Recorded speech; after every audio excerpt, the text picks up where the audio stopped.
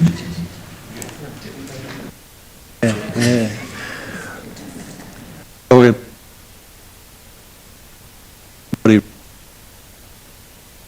Well, good afternoon, everybody.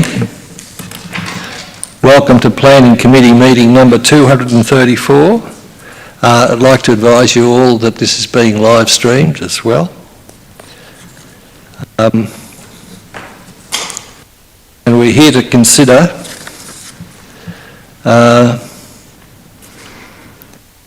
380 Ryrie Street, East Geelong. So, as we always do, we acknowledge the Wadawurrung people as the traditional custodians of the land, waterways and skies, and we pay our respects to elders past, present and emerging, and to all Torres Strait Islander and Aboriginal people who are part of our Greater Geelong community today. I'd like to introduce to you the panel members for today, starting from my left, Councillor Sarah Hathaway, Councillor Peter Murray. I'm Councillor Jim Mason, Chair for the day. Councillor Melissa Cadwell, Councillor Elise Wilkinson and Councillor Ron Nelson.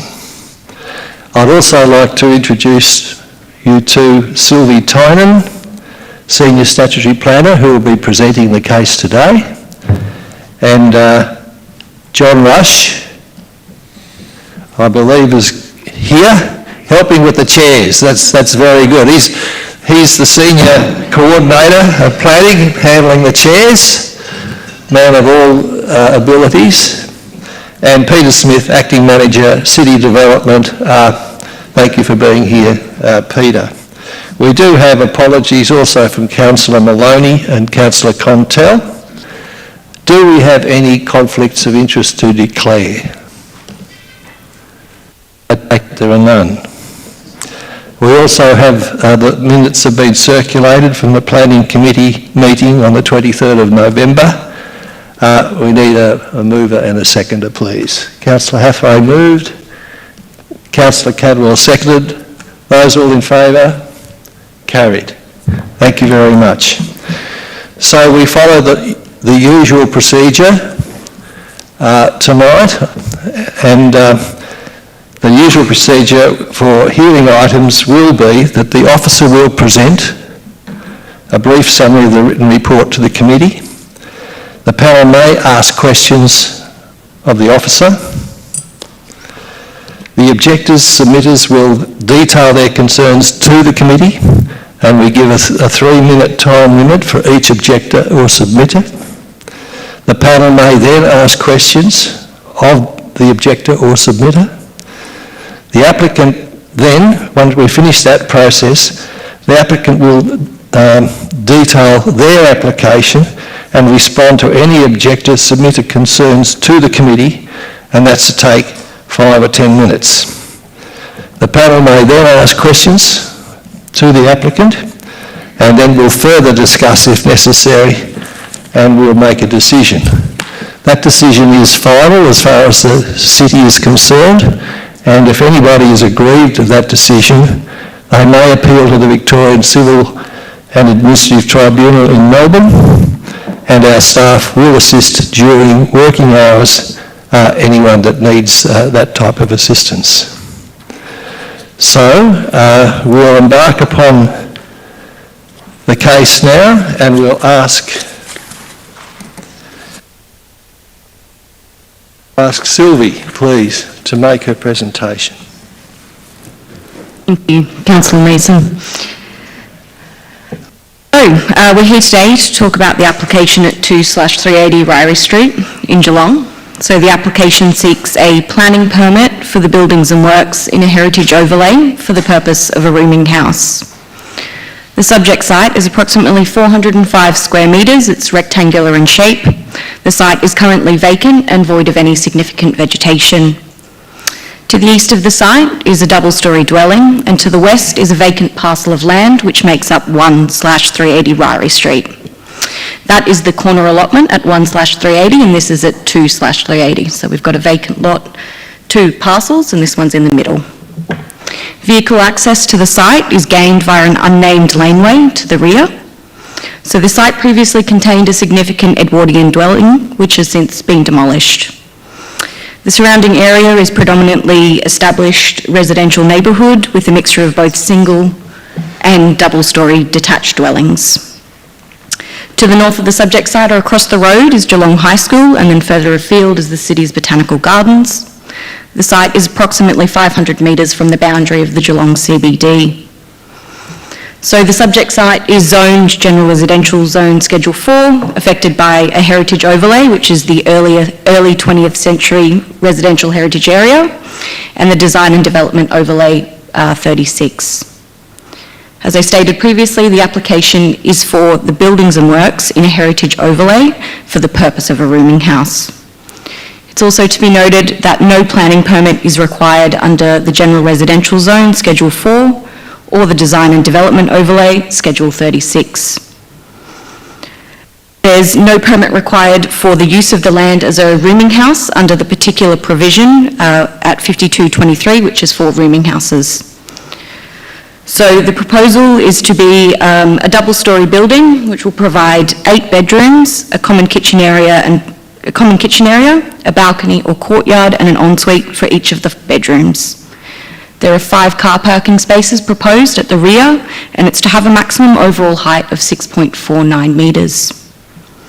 The proposed rooming house is to be finished in a mix of materials, including horizontal weatherboard cladding to the front of the proposed building and vertical axon cladding to the rear. The proposal is to have pitched roofs and picture framing windows at the frontage, and is to present in a single-storey form up to a double-storey at the rear. The application has been referred internally to our Heritage Advisor, Dr. David Rowe, who was supportive of the application with its accordance in the Heritage Overlay. In addition, the application was also referred to our Engineering and Environmentally Sustainable Development Department, who were both supportive, subject to conditions. The application was also advertised within the requirements of the Act. We received 51 objections and 1 letter of support. A more detailed review of the objections could be found in the report, but in summary, the matters related to non-compliance with the heritage overlay, supply of car parking and increased traffic demands, residential amenity matters including density and neighbourhood character issues, and there was some opposition to the use of the land. There was no consultation meeting held prior to this, as no significant changes were made post-advertising by the applicant. The application has been assessed against the relevant planning permit trigger, which is the heritage overlay, and the relevant planning policy and municipal planning strategy. Overall, the assessment is that the proposed development is considered to appropriately comply with the heritage overlay. The application suitably responds to the decision guidelines of the heritage overlay by providing a building which is responsive to the neighbourhood, by incorporating a design and materials which are reflective of the overlay. The proposed development is not considered to adversely affect the significance of the heritage place. The application was also considered to comply with all of the relevant planning policy framework, including our environmentally sustainable development and the increased housing diversity. So based on the assessment of the proposal against the heritage overlay, we have considered that the application is considered to comply, subject to conditions. Thank you. Thank you, Sylvie. Councillors, any questions? Councillor Hathaway. Thank you for that report. Would you mind just outlining what the conditions are? Planning permit? Yeah, the subject to conditions. Yeah, absolutely. So they're our standard, not standard, bear with me for one moment, I'll just grab them up.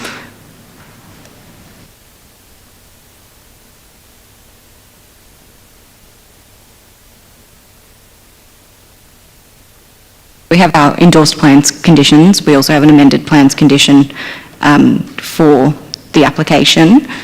So they are, sorry.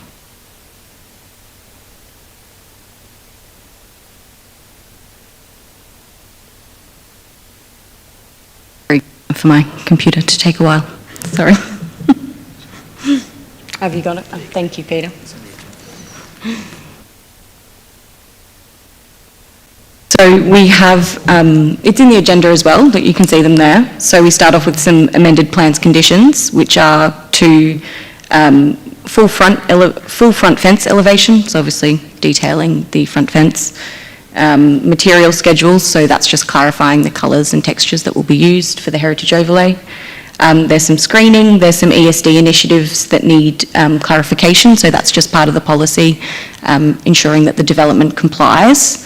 We've also got a revised storm report, which is another ESD requirement. We're confident that the applicant can meet those through the amended plans condition. We've got the endorsed plans condition, which we see on most permits. There is a maximum number of persons to be accommodated there, so that's for 12 persons, which speaks to the rooming house use. There's also a wall on boundary condition, which is cleaning and finishing any walls on boundary. Drainage and vehicle access, which are engineering conditions that are put on just to ensure compliance with the plans. Car parking, which is line marking the car parks at the rear and things like that. Stormwater management, this is a standard condition we put on to ensure that there's no increased discharge from stormwater. Pump system, which is another engineering condition which relies to the transfer of stormwater on the site. And then our development expiry conditions, so the standard 2 and 4 years. Sylvie, in terms of the conditions, some changes I believe were made. Has there been any change in the objectives since those conditions were negotiated? I think some changes such as the setback,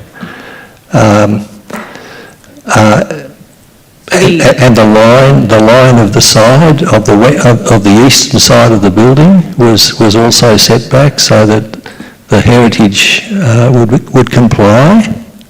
So there were some changes throughout the application process, so they're not on the conditions that we've recommended for the permit. Those changes have already been made, so they were made during the process where the officer spoke with the applicant to make it comply with the heritage comments from Dr. David Rowe. So they were things like revision of the facade and the front fence, increasing the front setback, and revision to the ground floor and first floor screens. So they've set it back so it's in line with the existing dwelling to the east so that they are both the same, and that has satisfied David's request within the heritage overlay. Thank you. Councillors, any other questions?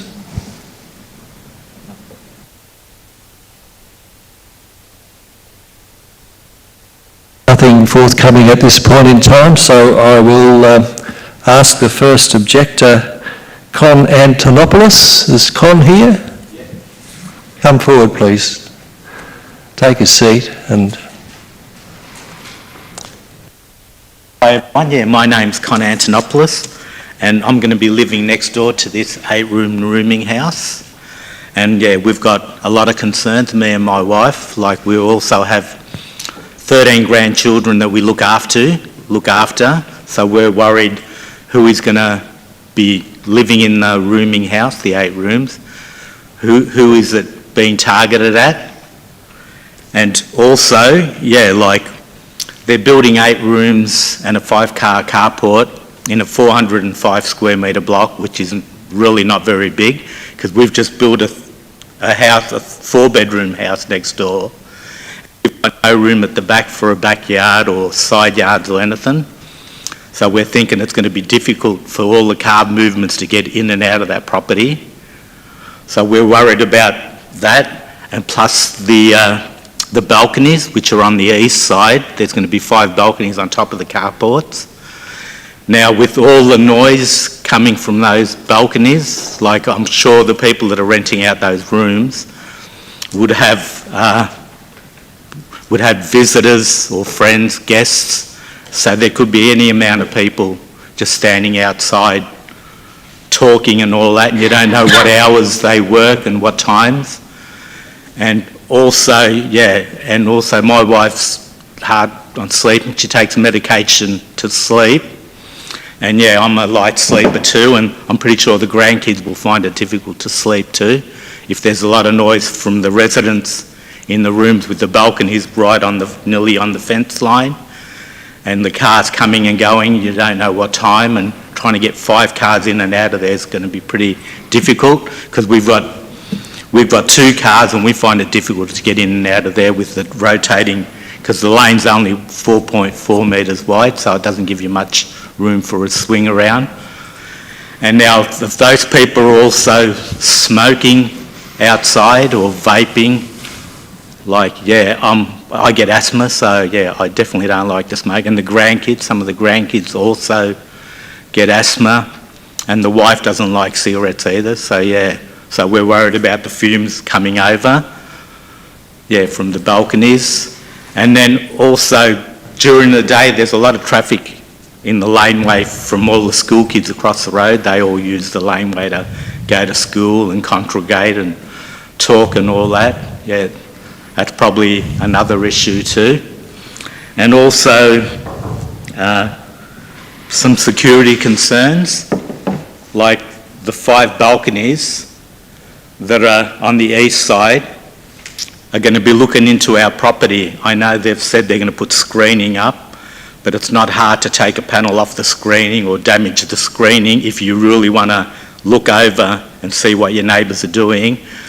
And like I said, we got grandkids and they're always running around the back, and we're always going out the back, so that's a major concern from the people being so close to our property and looking into our side. So yeah, we're worried about that.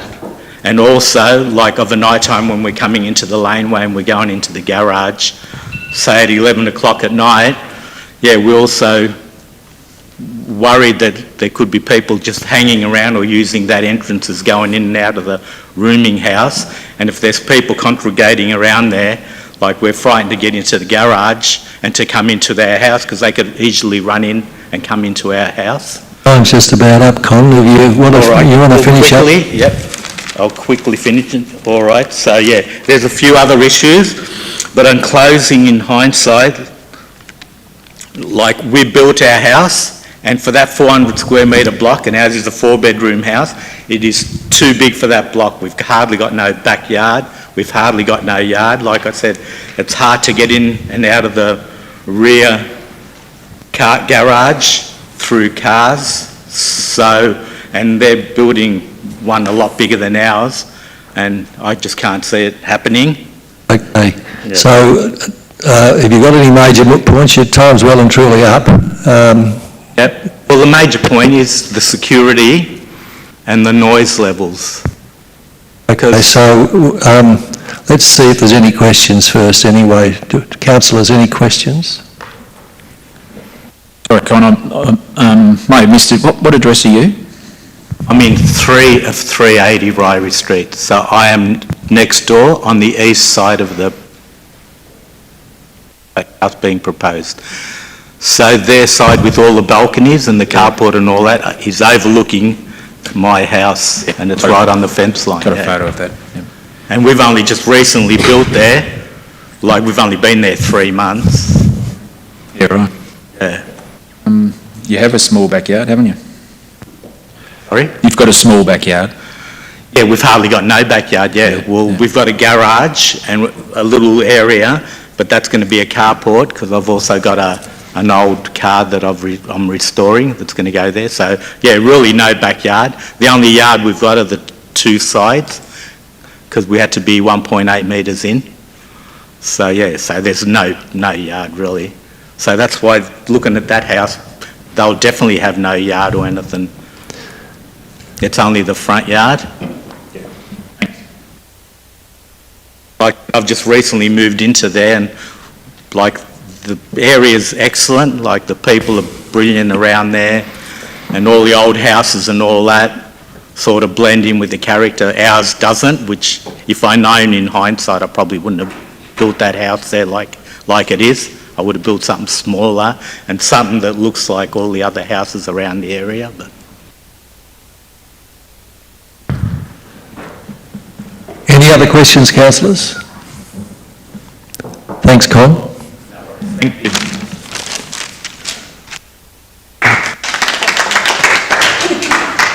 The next objector is Mark Nielsen.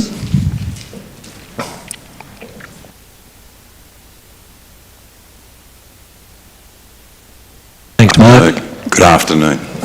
My name is Mark Nielsen. I live at 7 Connor Street, East Geelong, and my wife and I have lived there for 6 months after recently purchasing the property. What appealed to my wife and I about the area, apart from the great location, was the older properties, all of which retained historical character and were protected by a heritage overlay.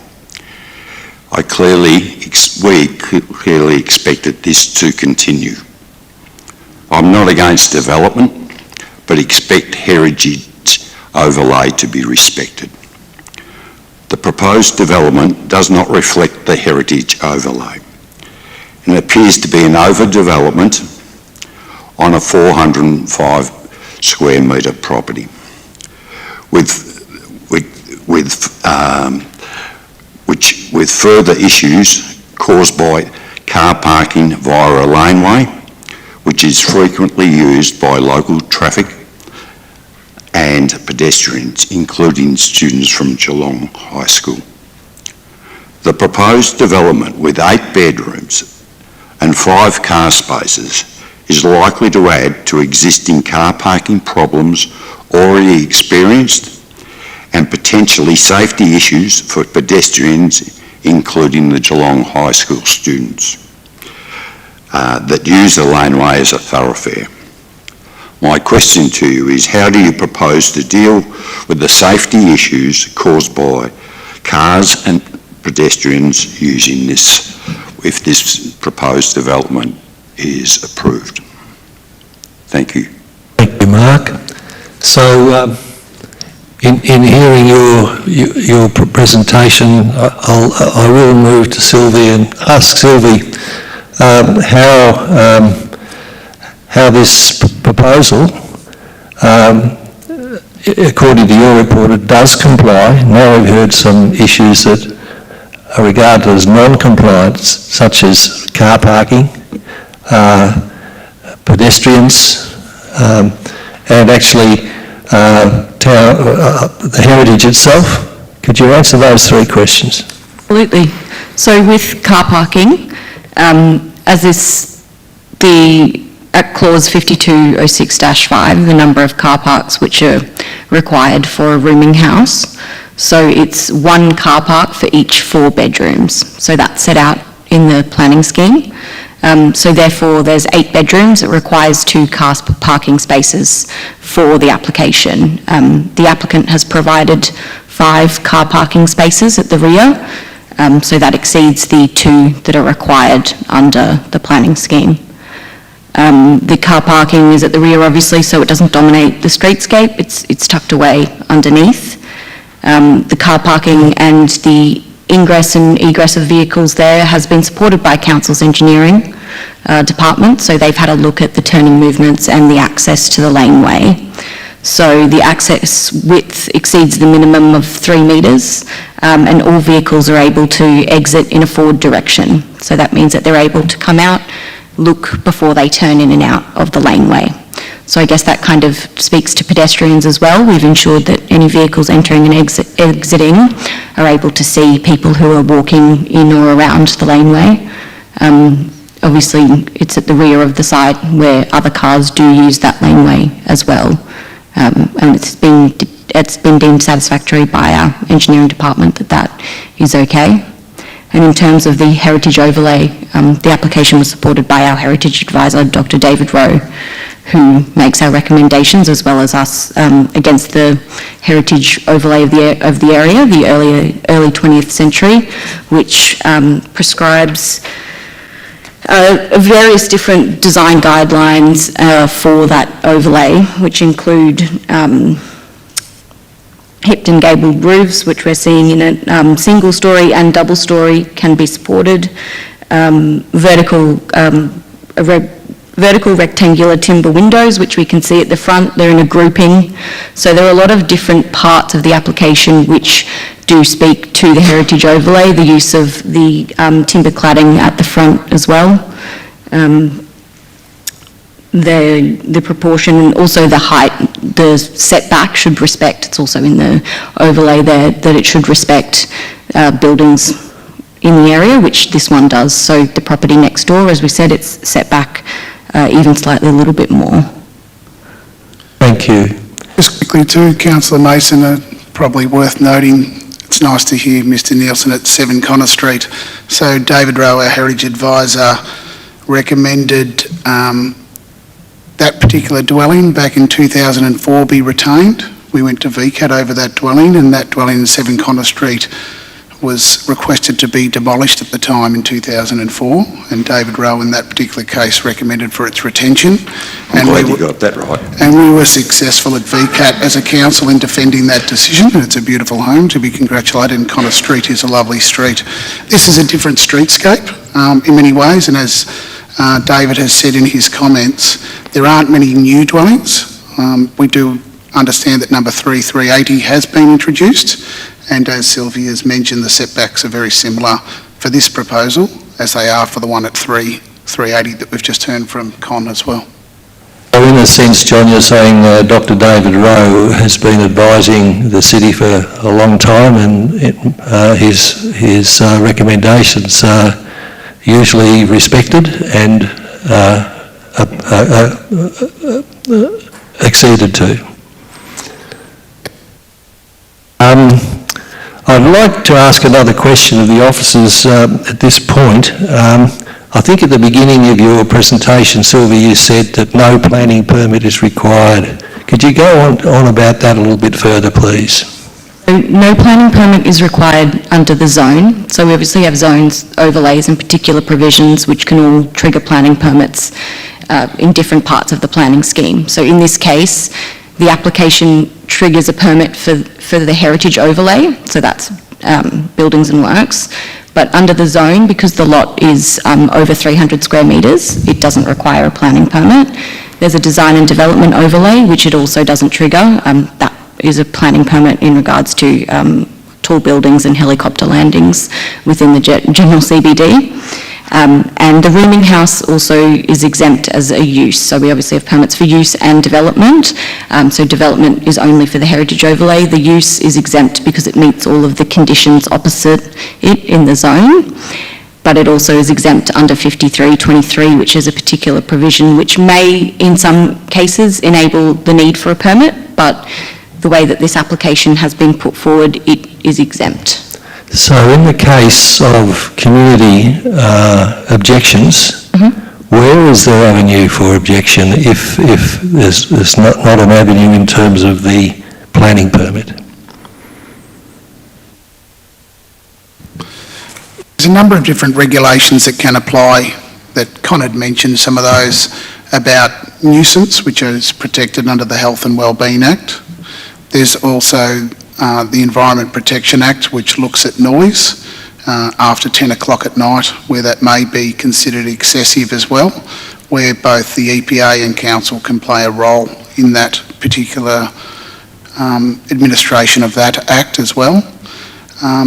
There's nothing in the Planning Environment Act that does have those sort of controls. Thank you. Thank you, Mark. Thank you. Oh, just a moment, we might have another questioner. Yep. Sorry, Mark. you're So right. my question might be for council officers if you can answer it, or perhaps Marcus, a local. But the laneway that runs between Connor Street and Garden Street, so I just had a look on Street View, it looks very narrow. So I'm just wondering, is that currently signed as one way only, or is the expectation you can get 2 cars? It's not one way, it's every way. No, it's not signed. It's not signed, it's not mirrored. Just a moment, please. We've really got to have a one-way discussion here through the chair. Question, So- Councillor Hathaway, and that's correct, Mr Nielsen said. With the older laneways, it's the old school of just giving way to cars that come along. It's not designed for two-way traffic, but it is designed for low traffic volumes along there. Between those two areas, you've roughly got about 8 garages along there, and that's including the other street that runs off it as well. So it's a very low volume trafficked area. I'll just add to that, there are people, local people in the area do use it as a bypass to get onto Garden Street and to go in, get away. So it's not just the local residents that use that. We clearly see that people are coming down Garden Street, using that laneway, going down Connor Street and then onto Meyer Street to bypass an alternative route. So, They choose not to use the footpaths. and cars as well. Yeah. It's cars as well. It's cars in particular. Okay, thanks, Mark. No, we've got lots of questions coming there. No, Mark, do staff, and I guess students from Geelong High, do they use that area to park during the day? Not that, the students, I'm not sure if the students do, but I suggest the teachers might. Right. And they don't use the laneway, but because you couldn't park without restricting other people, but they use the other streets. Right, thank you.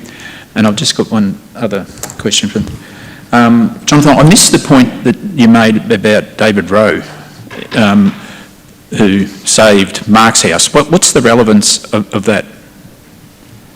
Yeah, thanks very much. I think the relevance of that is just, I guess, first and foremost, David Rowe has been here for 20 years. The relevance is to recognise that that particular house had significance. In this particular case, it's a vacant block of land, so it's more about the precinct and borrowing, as Sylvia said, from the characteristics in the precinct. Recessive elements in terms of setbacks, making sure that it's got eaves and the materials are suitable. So it sort of ties in a little bit to show what we're sort of looking at and what David looks at when he does his assessment. Was built in 1908. Completely different context of sites, but how the two sort of relate is how we look at it, and that's how David's looked at it. Thank you. Thanks, Mark. Thank you. Is everybody happy? So we'll call Gil Derbyshire.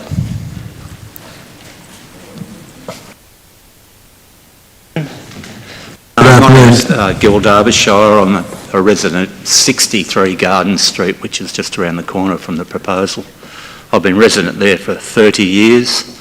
I'm the convener of the East Geelong Residents Heritage Action Committee, which, as the name implies, is about heritage integrity in the area. We're not against development. We're very much against inappropriate development, and we regard this proposal as being highly inappropriate. We have, on our mailing list, we have 70 people at the moment. We've conducted extensive community consultation. There's been widespread opposition to this proposal, widespread. In fact, we haven't heard of one supporting voice to that, and I think there's been 50 odd submissions come in opposition to council. Geelong High School, I understand, we spoke to the high school, they've put in a proposal. They can't be here tonight for their own particular reasons, but they have a concern about security and safety for children. Back in August, at one of our meetings, we decided to commission an independent report about this proposal, and the report was completed by St Quintin Land Use Consultants, and I have a copy of that report that I'd like to present to the panel, if that's appropriate, please.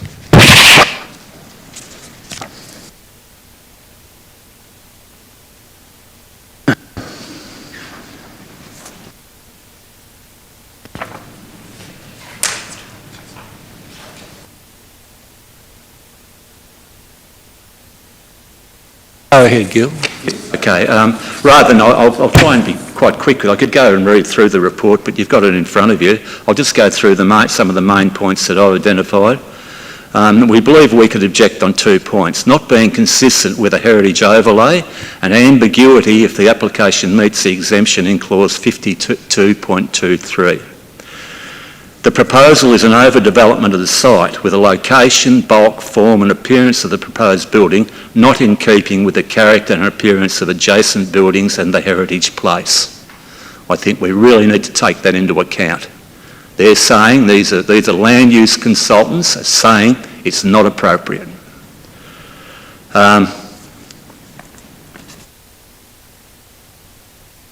Proposal is not consistent with the statement of significance of heritage design guidelines for the early 20th century residential heritage area. Another important point. The design of the building is not consistent with the heritage design guidelines. The design is not single-storey or double-fronted form. The first floor means windows along this floor need to be horizontal, not vertical, to meet overlooking requirements. And so it goes on. It appears that the proposal exempt from use and development permit under neighbourhood residential zones.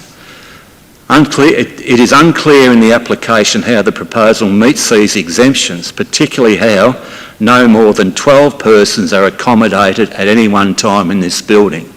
We don't know how many people will be in that building. We know there's going to be 9 bedrooms, but how many people to a bedroom?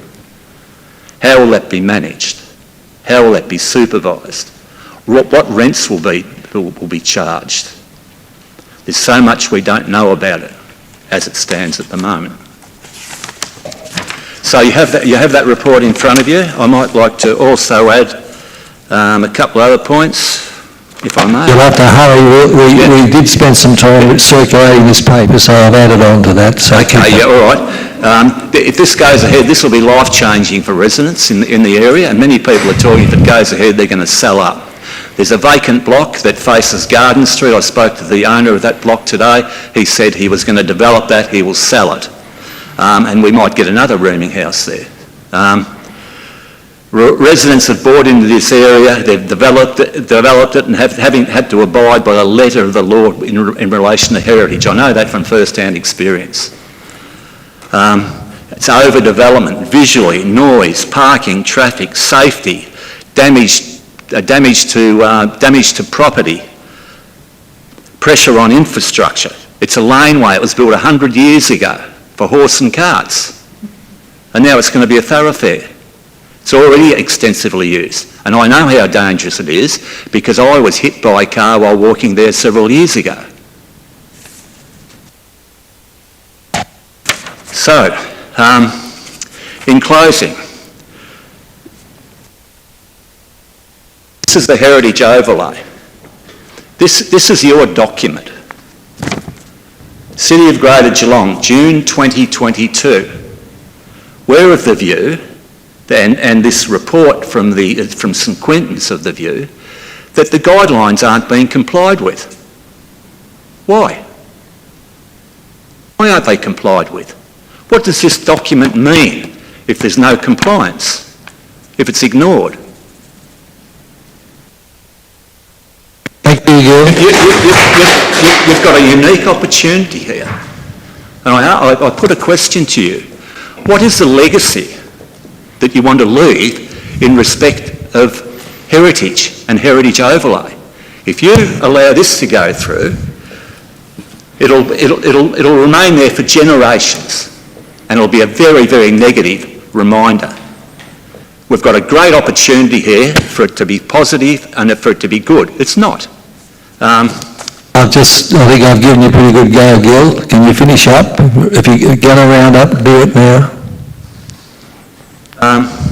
The other point I'd make to the panel, and we've all got to make decisions about this, I guess, how would you like this proposal to be stuck next to your home you've just built? All right, thank you. Councillors? Any questions?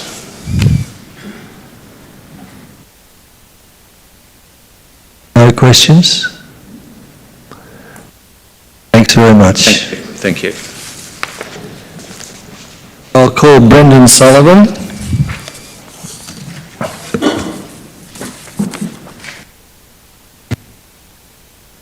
I'm Brendan Sullivan and I live at 386 Ryrie Street. I am 3 doors up from the proposed development. I am adamantly opposed to it and I object on a number of grounds. I would also like to say at the outset that a fellow resident, Kelvin Dyson, was to be here. He had registered as a presenter but got stuck interstate today and has asked me to present 1 or 2 points on his behalf. So if you just indulge me a little, I won't abuse the time limit, but I may need to stray over just a tiny bit. I'll start by saying that my principal objections are under the heritage overlay that applies in East Geelong. I've heard council staff's view that this complies with that overlay. I am absolutely astonished as to how that conclusion could be reached, because I've read the overlay and it clearly says, and I quote, and I should say also that the overlay applies to existing dwellings and new dwellings. It clearly says that new dwellings should be modestly proportioned. That's a quote. They should be generally of a weatherboard timber design and single story. Not exclusively single story, but that's the preference of the overlay. It also says that garages to the rear of dwellings need to be single story where they abut the lane. I'm not making this up, it says it in the overlay. Now, let's have a look at this proposed building. It's 2 stories tall, it's got 8 bedrooms and various associated kitchen, bathroom, living areas. It has neighbour-facing balconies on all 8 bedrooms, upstairs and downstairs. It has got a 5-car carport jammed onto the back of it, and a top story that covers the full length of the building over the carport all the way down to the back lane, going to within 60 centimetres of the back lane. How that meets the overlay, I'm tossed. All of this jammed onto 405 square metres. Now, how can that be a modestly proportioned dwelling? It's not. By any definition, this is a gross overdevelopment of the site. It is in scale, design, size and bulk, a visual affront to the neighbourhood. East Geelong has some of the best preserved pre-war streetscapes in Geelong and potentially anywhere, and we don't want to set a precedent that allows future development to destroy that. I'd also like to briefly object on 2 other things that have already been covered by other objectors. One is noise. As various people have said, there's 8 bedrooms. We understand that allows 12 residents, each with access to their own balcony overlooking Cons Place, but also more generally facing east towards my home and others. When you have 12 people in a building of that size, all accessing their balconies, bringing with them the normal noise that 12 people generate, TVs blaring, doors open, music, phone conversations on balconies, people around for drinks, the odd party, that has the potential to project a lot of noise in like a megaphone type way onto the houses to the east.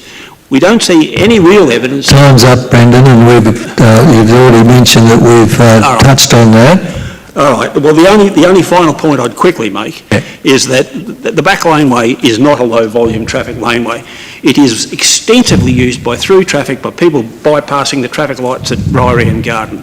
And if we put 5 more cars in there, along with the traffic, the school children use the laneways every morning and every night as their thoroughfare from school down to their bus stops and the shops down in the East Geelong shopping village. There's a lot of traffic in those laneways. This is going to make it worse. Thank you for your time. All right, thank you, Brendan. Any questions, councillors? Hang in there, we might have some questions. Councillor Wilkinson. Yep, thank you for that. Can I just confirm, do each of those houses on Ryrie Street use that laneway to access to park their car in the back of the house? Yes, every single house between Connor and Garden, every existing house has a garage and they all have at least 2 cars. But it's not so much the traffic from the existing residents, it's the through traffic, which is absolutely astonishing. It's almost like a main thoroughfare. Well, you're making a case now for more controls, traffic controls, rather than a case. But anyway... Well, I'm making the case for less traffic. Yeah. That's the case I'm making, councillor. Thanks, Brendan.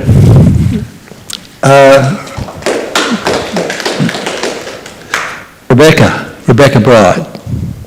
Not here? Inga Jabara. Thank you, Inga. Thank you. Can you hear me? Thank you very much, and thank you for everyone taking the time to listen to us tonight. I am also a member of the East Geelong Residents Action and Heritage Committee, and I'm here tonight to give an industry insight.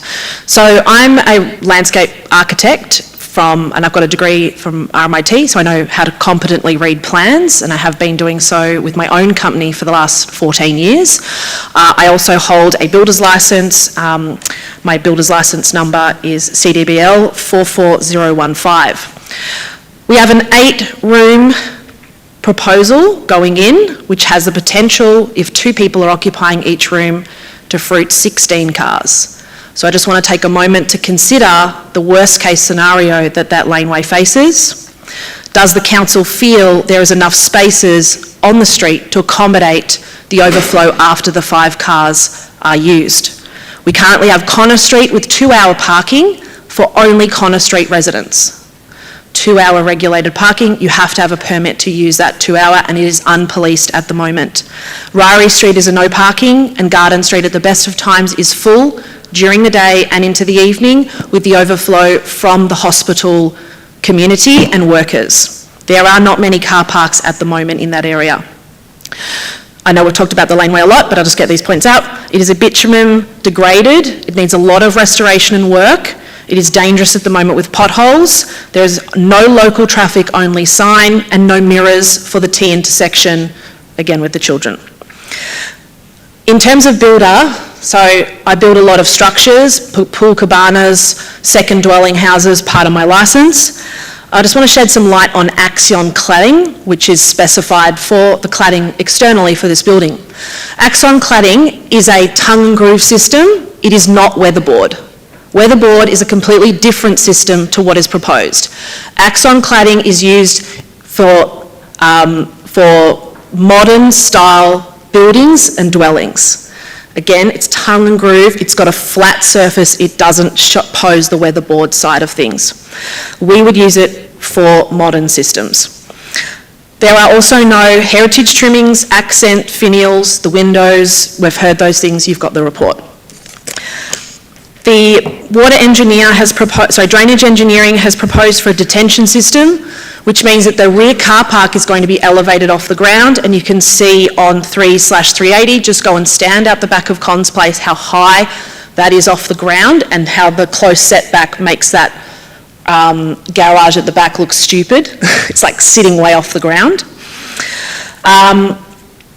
And the other thing I was going to say was, look, I understand that the heritage architect has been there for a long time, and I very much respect that. But we're using the yardstick of 3/380 as the yardstick for this new development. We are not using the, 500 houses that are in that East Geelong area as the yardstick. We're using one that's next door. Thank you, Inga. Councillors, any questions? Thank you, Inga. Dennis Bridle.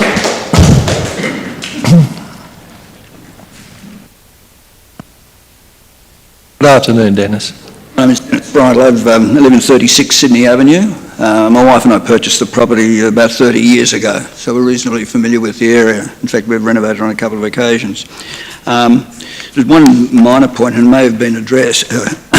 When the written response by Project Evolve presented to the Geelong Statutory Planning Authority, they mentioned that under the heading of site information, the address is 380 Ryrie Street. 380 Ryrie Street is the total of the 3 allotments. The house that we're looking at building is on number 2. The second point they state there that the area is 886 square metres. Now we've heard all night tonight that the site is 405. 886 square metres refers to lots 1 and 2. So that in itself is inaccurate, and I wonder whether some of the decisions that have been made are based on that information and not the full. But I guess essentially I'm here to speak on the parking, and I do have a number of photographs here that are available.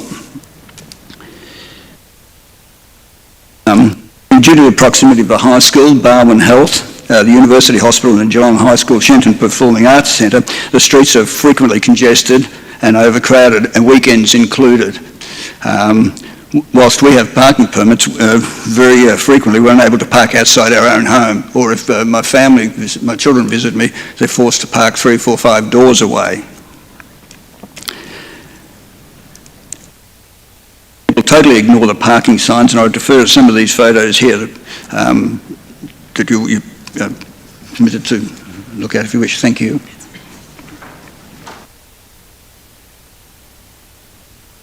Whilst the site has made provision, as we've heard tonight, for 5 cars, current sales figures of vehicles indicate that SUVs and 4-wheel drives are the vehicles of choice. Now, the spaces provided are totally inadequate for vehicles of that size. The tenants, depending upon their driving ability, will more than likely try to park elsewhere. And as we've heard, the parking is a premium now, so I don't know where these cars are going to go.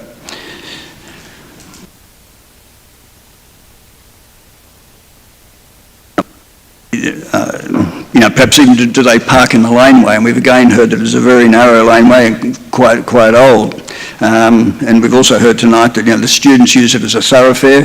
And I know cars trying to get to Myers Street, Connor Street, to avoid the lights at Garden Street. And they also coming down Garden Street, if they want to get through to Connor Street, they also use it as a thoroughfare, often to avoid the lights and to get into Myers Street rather than wait, because at that intersection of Myers Street and Garden Street, you can be there for quite some time. And the applicants that they've made mention of a walk score, I don't think that is all that relevant, because if they're talking, maybe students, if they have to get to Deakin or anybody needing to get their employment, employment is generally not in East Geelong. They're going to have to travel. In all likelihood, they will have vehicles. I guess the general comment is the proposed site, the people have no intention of living in or being part of the local tight-knit community. It's almost a fly-in, fly-out situation. Surrounding homes, as again we've heard tonight, are have substantial gardens and predominantly single-storey Californian bungalow or Edwardian homes with weatherboard construction. As a footnote, and again as Inga mentioned, some of the materials or some of the faces of the building is axiom cladding, which is a very modern material, nothing like heritage at all, and in most instances to mine, the axiom cladding is a vertical profile, not a horizontal profile that you get with weatherboards. Okay, Dennis, we're nearly finished. About 2 seconds. My final, I can only, you've heard most of the discussions tonight. The thing, my question is, in view of the parking, and which is at a premium, what is the council going to do to make provisions? Because whilst there are 5 spaces, potentially you've got 16 people, where are these people going to park? Thank you. Any questions, councillors? Councillor Hathaway? Well, just another question for officers.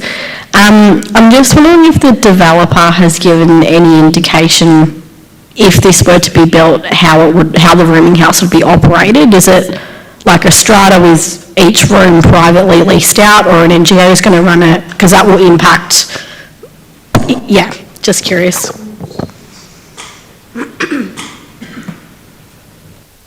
The thing that we'd say that you can defer to the applicant to speak about, but in terms of planning, as I've stated before, this application is only for the heritage overlay, so we don't consider the rooming house use.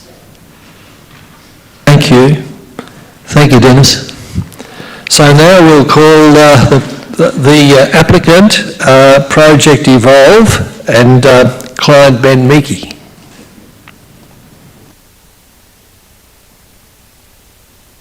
Is it two of you or one? Are you going to present together? Yes. Well, can we arrange another chair then, please?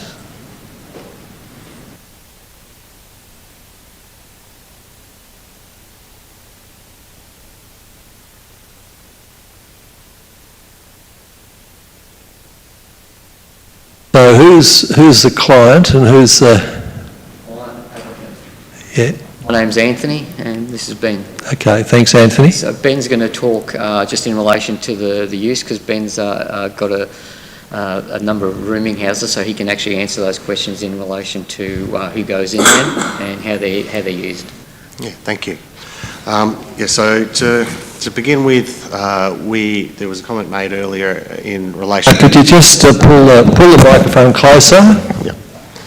There was a comment made earlier in relation to the application, and that there was no consultation done after the close of the submissions. We had actually requested a mediation, understanding that the majority of the concerns raised are more around the use and the car parking and the noise, as we've heard here tonight, and that was going to give us our opportunity to let people know what's going to happen with it. We were told at the time it was not required.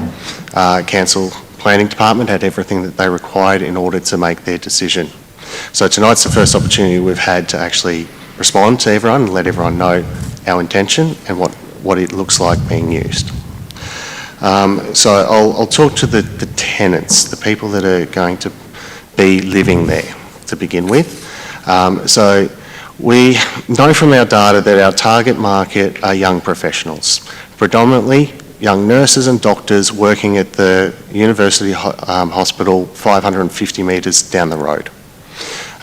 We are also looking at other young professionals working in the CBD, whether it be accountants, architects, engineers and the like. So we are targeting young professionals. Okay, we are looking at single household people who are coming to Geelong for work.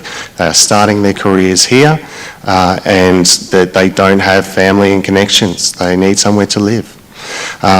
So being such proximity to the hospital is also going to be a key part of those that are attracted to this.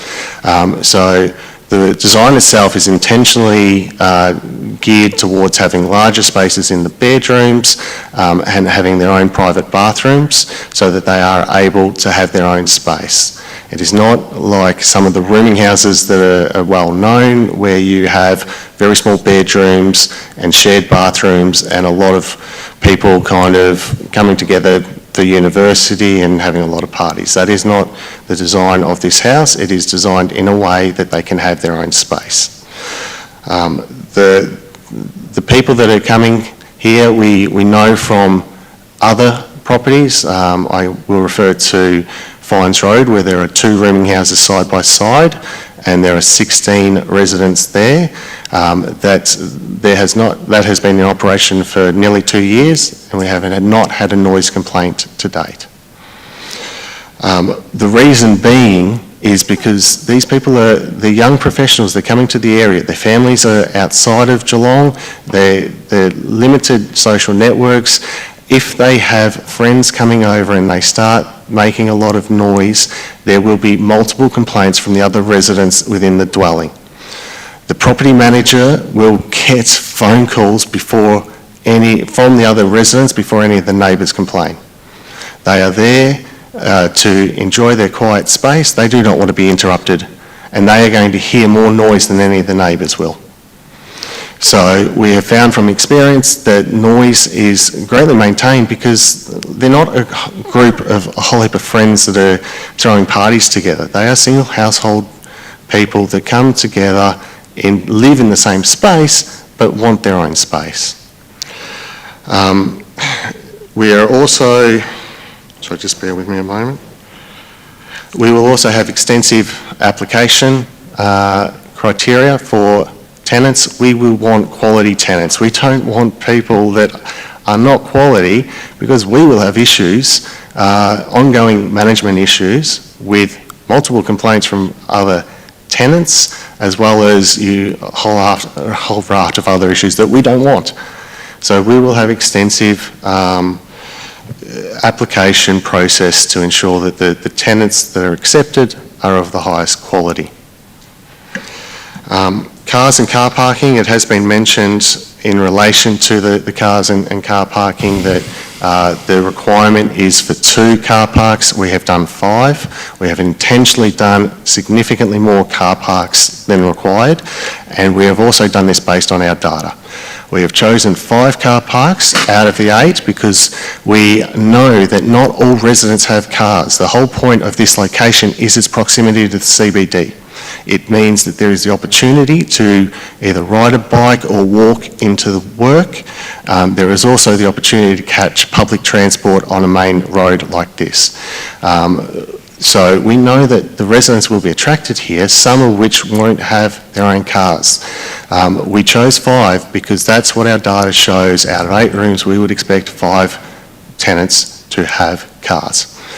If everyone there had a car, we would find that we would lose applicants when we say there's 5 car parks but they're already fully allocated, your car won't have an off-street park. We are more likely to have anyone in that situation then look for somewhere else. In terms of the impact on the surrounding neighbourhood from the cars entering the laneway, we can't impact it being used as a thoroughfare. If there's other issues with that laneway needing to be used and maintained in a different way, we can't impact that. We can impact having the 5 cars. We don't expect that there's not 11 other cars that are going to need to be finding parks in the area. We don't expect many, if any, surplus cars. Also keeping in note that the location that we are building on is about 10 metres into the laneway. It is not as though it is driving from one end of the laneway to the other. It is very close to Garden Street.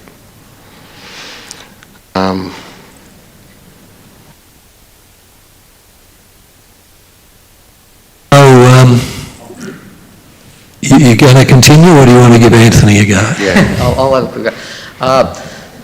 Basically, Sylvie's pointed this out a number of times, and I'd just like to reiterate it just a little bit more.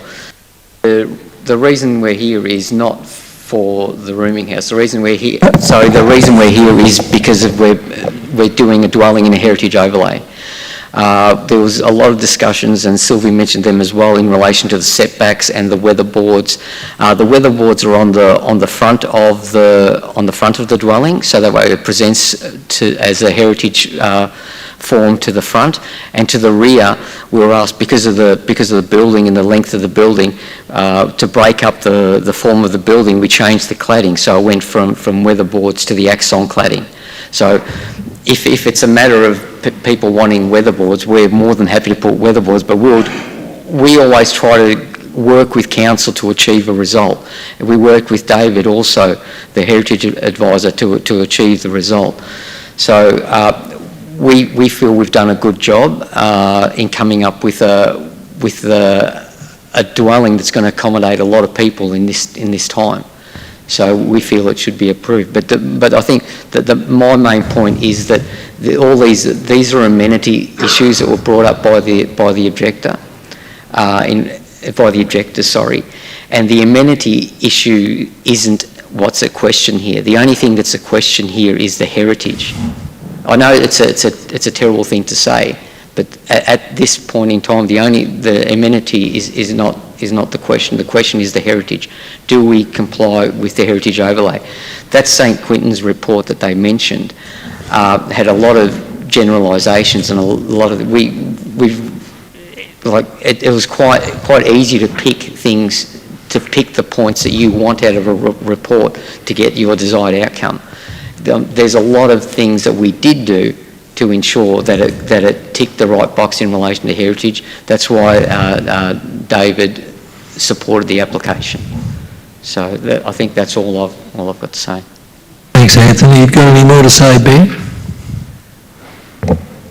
if there's any questions, that's... Yeah, any questions? You say that there was no mediation. I'd just like to explore that a bit further. There was no attempt to have a chat with the community? We requested mediation through council and were informed that we were not needing to go down that path. Respectfully, could I answer that? Yes. So, consultation meetings at Geelong City Council is something that we take a lot of pride in. A lot of councils don't do consultation meetings. They're non-statutory required meetings. They're a great opportunity for people to get together with the residents and try and tell us what you're doing, but also what changes you're prepared to make. We reached out to the applicant in this case and asked, would they be prepared to make any changes? Because we've got to put ourselves in the residents' shoes. They'll be giving up their time coming to a meeting. Is the applicant prepared to make any changes? And the applicant flat out told us no.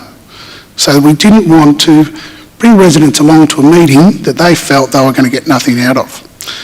Notwithstanding that, some agencies do, consultants, run their own consultations. You don't need council. You can do it. You can knock on the residents' doors. You can drop in leaflets, and that's our position. Councillors, questions? We've heard a lot of discussion tonight, a lot of points have come out about the amenity, the difficulties of living in the area, but we've heard also from the officers that the only thing we should be considering tonight is the heritage issue.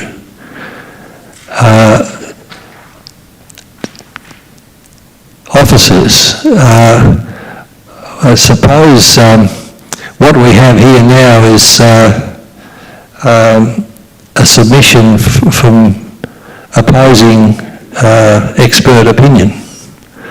Have you got any comments on that? Opposing expert opinion from the St Quintins? I assume it's expert, yeah.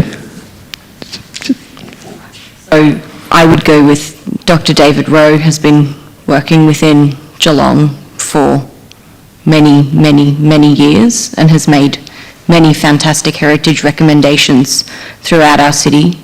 He also works to preserve a lot of Geelong's history, its culture, the design, some of the wonderful, wonderful buildings we see.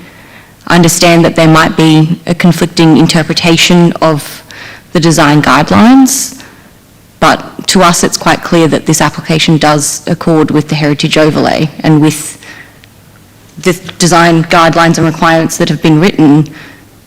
Our expert, who we rely on for this, agrees. Thank you. Anthony, you wanted to say something? One point, St Quintins is a great firm and they've got some really good planners in there, but they're not heritage planners. Whenever we have an issue with heritage, we always employ a heritage advisor from Melbourne. Like St Quintins aren't heritage planners. So for them to actually make, you can get a report to say whatever you want. That's what I'm saying. Like they're not. If you wanted to get correct heritage advice, they should have engaged a heritage planner to write the report. Thank you. Any other questions, councillors?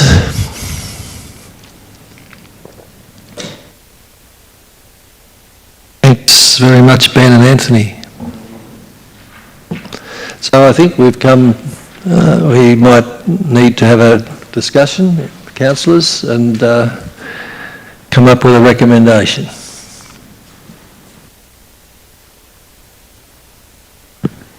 Councillor Chair Jim Mason, if you don't mind. Thank you. With your leave. I'm clearly elected as a representative of my local community and the local residents, many of whom are here today. I do feel that on the grounds that this proposal is out of character with the surrounding neighbourhood and the number of objections that have been made, which totals 51 by local residents, including I think 9 objectors who have come along tonight, who've indicated clearly that they don't support this application. to proceed, I'd like to propose an alternative recommendation. I'll be seeking a seconder. Do we have a seconder? Councillor Murray. Okay, go ahead with your proposal.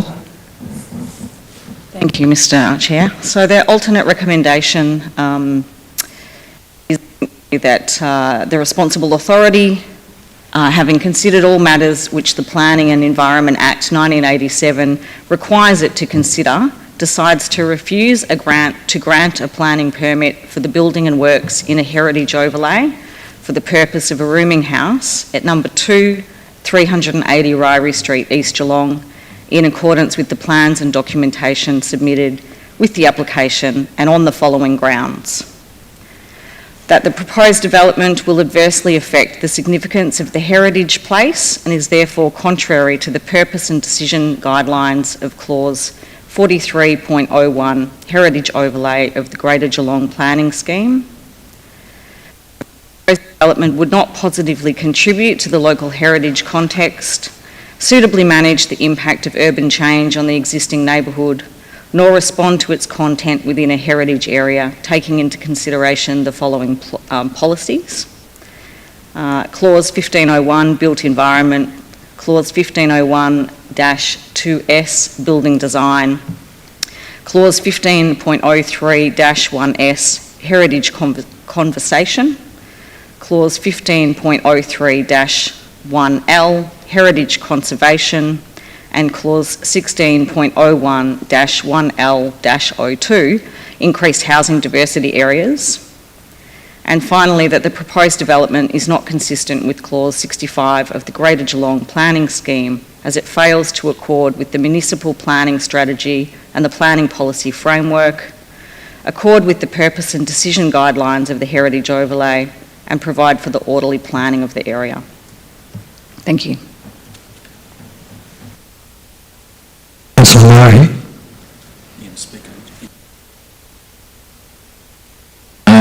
Thank you, Councillor Cadwell.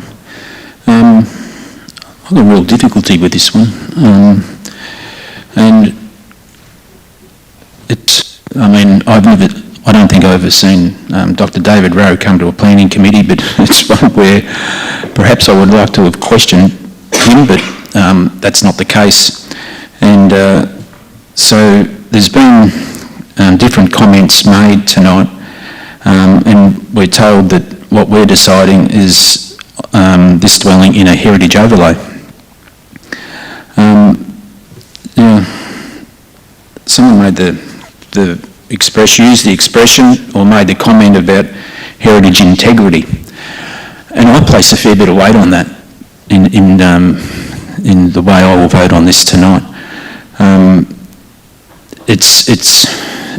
I just want to make these comments about how I feel about this particular development. It doesn't seem to be modestly proportioned.